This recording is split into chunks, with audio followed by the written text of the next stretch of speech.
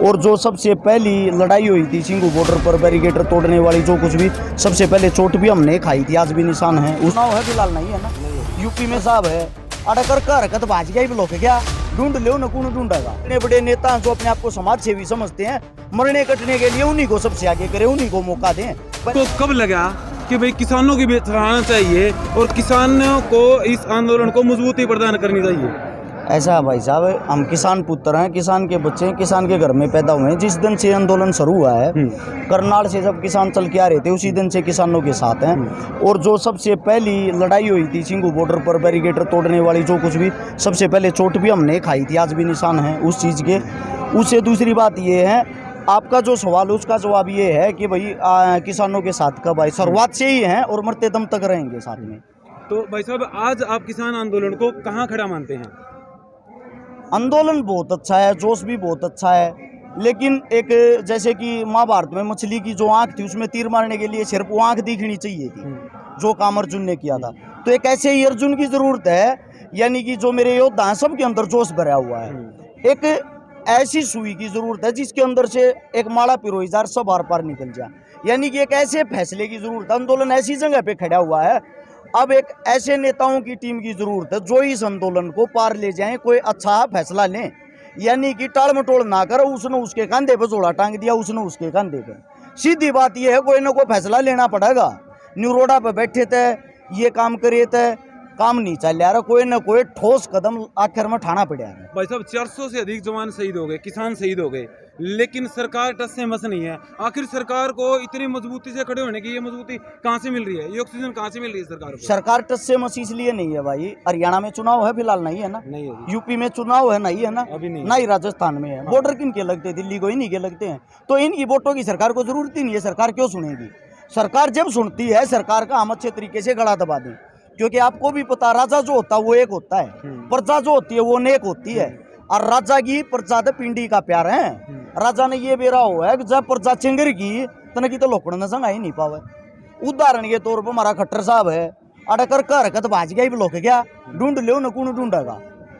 क्या है, जब चुनाव होगा उस टाइम हाथ जोड़ के खड़े हो जाएंगे, हम तो तुम्हारे ही साथ हैं। जनता इतनी बोली बाली फिर बकाई माजा है।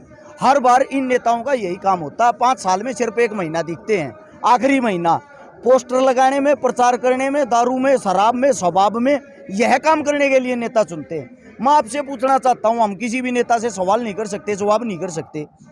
हमने नेता चुन रखे हैं जीजा, इनको इतने सिर पे बैठा रखा है, इनसे वार्तालाप करने के लिए आते हैं, 500 पुलिस वाले इनके सामने खड़े पाते हैं। क्या प्रजा इतनी खोखली हो गई, जिनके अंदर इतनी ताकत ही नहीं रही कि इनका गला पकड़ के इनसे सवाल जवाब कर सके? यह सिर पे हमने खुद बैठा रखे हैं। इनका समाधान एक ही है, इनके ऊपर दबाव पड़ेगा तभी तो ये हमारे से बात करेंगे। उस दबाव के लिए हमने कोई ठोस कदम उठाना पड़ेगा। अब दबाव इन पे है नहीं, वैसे कहने के लिए तो हम बैठे हैं, बॉर्डर पे बैठे हैं, टिकरी बॉर्डर पे हैं, सिंघू बॉर्डर पे हैं, यूपी वाले बॉर्डर पे हैं, लेकिन उनसे अलग कितने रास्ते हैं जो दिल्ली के अंदर जाते हैं। सुबह शाम दिन रात सब जा रहे हैं, आ रहे हैं। आम पब्लिक पे कोई दबाव नहीं, सरकार पे कोई दबाव नहीं। जब तक दबाव नहीं पड़ेगा ना, तब तक सरकार हमारे से क्यों बात करेगी, चाहे 3 साल और बैठे रहो। सरकार की तरफ से बार-बार बयान आ रहे हैं सर, जो ये विरोध कर रहे हैं सभी अपना चेहरा चमका रहे हैं। ऐसा है, सरकार का तो काम होता है आंदोलन को तोड़ने के लिए, आंदोलनकारियों को बदनाम करने का, उन पर केस लगाने का, या उनके बारे में बार बार आपत्तिजनक टिप्पणी करने का। ये तो उनका कर्तव्य, उनका काम है। लोगों के मन में एक भ्रम फैलाने का। कुछ पत्रकार ऐसे हैं जो इनके पेड वर्कर होते हैं, वही फिर ये दिखा देते हैं, ये भाई जितने भी आदमी हैं ये सरकार के आदमी हैं, ये भाई ये आदमी है, ये आंदोलनकारी नहीं है, अपना चेहरा चमकाना चाह रहे। वो तो सरकार की, देखो ये तो उनकी गतिविधियाँ होती है, अपना अपना तरीका होता है बदनाम करने का। आंदोलन कामयाबी की सीढ़ियाँ चढ़ते चढ़ते फिर भी कहीं न कहीं भटक जाता है सर। आंदोलन भटकने का कारण मेरे हिसाब से ये है, जितने भी हमारे नेता हैं, जो भी बड़े बड़े नेता, 20 नेता, 25 नेता, 30 नेता, एक तो सब के सब को अपना कद, अपना पद भूल कर एक जगह पे, एक स्थान पे इकट्ठा होके एक सी सोच रखनी पड़ेगी। अगर कोई ये सोचेगा मैं ये हूँ, मैं वो हूँ, तो आंदोलन कभी भी पूरा नहीं होगा। हर बार, आज तो कोई भी इतिहास उठा के देख लेना, हमारा आंदोलन फेल होने का कारण क्या रहा है? आंदोलन फेल होने का कारण रहा है मैं का मतलब कि मैं अपनी मरोड़ में हूँ, मैं अपनी ईर्ष्या में हूँ, मेरे से बढ़कर कोई नहीं है भाई, मेरे को आगे करो। आंदोलन हमेशा फेल होने का कारण यही रहा है।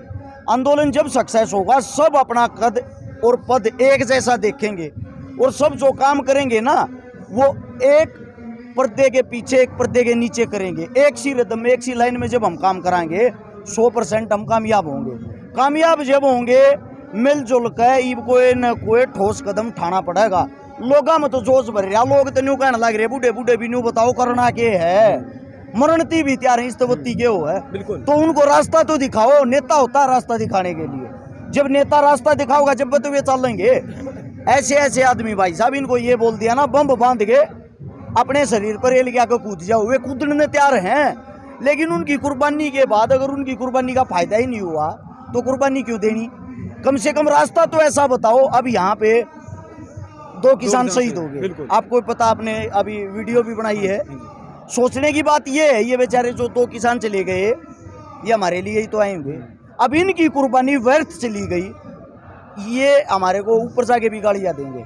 सेम ऐसे ही जो 400-500 आदमी शहीद हो लिए, वे भी इंतजार में हैं कब हमारे बेटे हमारे बच्चे जागेंगे, कोई अच्छा फैसला उठाएंगे, अच्छा फैसला उठा के इस आंदोलन को पार करेंगे। अगर आंदोलन पार नहीं हुआ, आंदोलन की सौदेबाजी होगी, आंदोलन बिखर गया, आंदोलन बदनाम हो गया, वे भी हमारे को गालियाँ देंगे। हमने इनके लिए कुर्बानियाँ दी, तो इसलिए हमारे को एक मजबूत जज्बे के साथ ठोस कदम उठाना पड़ेगा, जिसके कारण आंदोलन सक्सेस होगा। भाई साहब आप है ना ठोस कदम के बारे में भी बता रहे थे थोड़ी देर पहले, वो ठोस कदम क्या होना चाहिए ये हमारे दर्शक जानना चाहते हैं जी।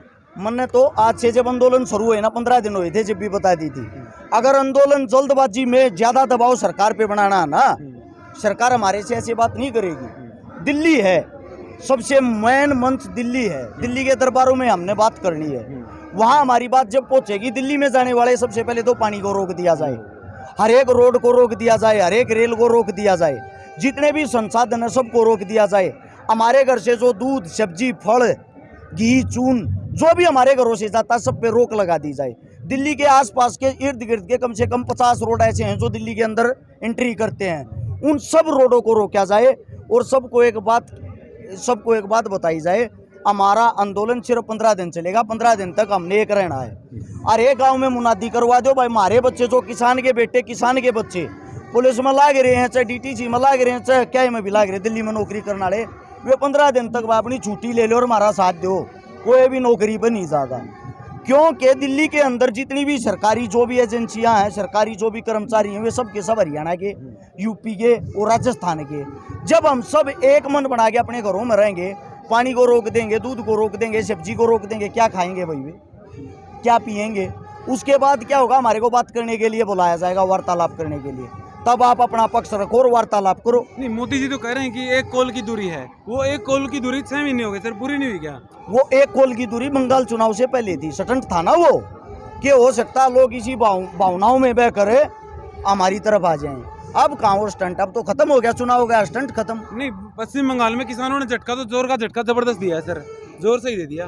देखो वहाँ से झटका वहाँ तो हो गया, उस झटके का फायदा क्या हुआ? मैं आपसे पूछना चाहता हूँ, वहाँ की जो क्या नाम उसका ममता जी, वो भी कह रही थी मैं किसानों के बीच आऊंगी, अब वो आ गई। क्या है, नेता कोई भी हो, नेता अपना उल्लू सीधा करने वाला होता है।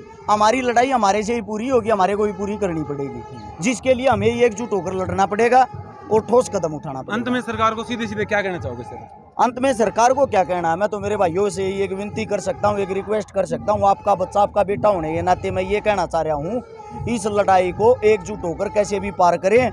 और जो जितना बड़ा कद जिसका, जितने बड़े नेता जो अपने आप को समाज सेवी समझते हैं, मरने कटने के लिए उन्हीं को सबसे आगे करें, उन्हीं को मौका दें। पहले तुम आओ भाई, हमारे बड़े बुजुर्ग या हमारी आम जनता क्यों कुर्बानी देगी, ताकि पता लग सके कि इसका कितना बड़ा कद है, बलिदान देने के लिए कौन आगे आया। और लड़ाई को हर हाल में पूरी करने की कोशिश करें। अगर लड़ाई को लंबी खींचते रहे, आंदोलन कमजोर होकर टूट जाएगा। बहुत बहुत धन्यवाद सर,